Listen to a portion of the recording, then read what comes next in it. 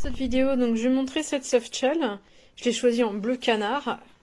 Ah, et si à moi donc. Et je vais dire ce que j'en pense. Première chose, moi je fais une taille M, stratégiquement pour un truc comme ça, au cas où je mets pas mal de vêtements en dessous, après tout c'est l'hiver, j'ai pris une taille L. Et quel bon choix, parce que je trouve qu'elle taille plus M que L. Donc je rejoins les autres commentaires. Veux-tu partir de là, toi? Je rejoins les autres commentaires qui ont été faits sur le fait que ça taille petit. On est sur de la softshell classique, hein, avec un extérieur imperméable, très fin, et un intérieur polaire. Il n'y a pas de double d'air entre les deux, hein. C'est vraiment collé serré en fait, hein. Ça c'est le côté et le gris c'est l'autre côté en dessous.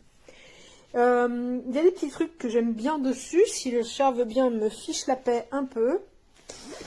Alors d'abord on a beaucoup de rangements, les deux grandes poches qui sont là, qui vont de là jusqu'en bas. La poche téléphone sur le côté ici, et on va retrouver, hop là, à l'intérieur de chaque côté, deux très grandes poches qui correspondent à peu près à la taille des poches du côté extérieur. Vas-tu me foutre la paix, toi? Écoute, arrête! Oh, on retrouve les manches bien serrées au poignet pour pas laisser passer l'air, parce qu'en fait ça coupe très bien le vent et c'est ça qui protège le mieux du froid.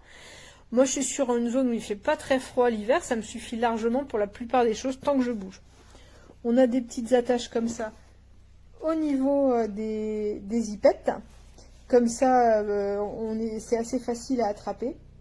Et on va avoir des attaches comme ça. Alors ça, c'est la première fois que je vois ce truc-là. On a des liens de serrage pour éviter que le froid ne rentre. Et ils sont attachés. Ce qui fait que sur celles que moi j'ai habituellement, en fait, ils vont pendouiller si on resserre. Et c'est pas très esthétique, alors que là, ça reste attaché. Ça va être le cas ici également, au niveau du serrage de la capuche. Sérieux? Par contre, ce qui est un peu bizarre, c'est celui-ci, le serrage au cou. Alors je trouve ça très bien, on a à la fois ce serrage là autour du visage et le serrage autour du cou. Vraiment on a tout ce qu'il faut pour que l'air ne vienne pas passer. Mais c'est un peu curieux du coup, juste ce petit truc là qui ressort, avec ce petit boui-boui là. Voilà, et on ne remerciera donc pas Pixie pour son accompagnement. Mais globalement, c'est une veste qui est plutôt pas mal, la qualité est tout à fait correcte, cohérente avec le prix aussi. Je le trouve plutôt sympa.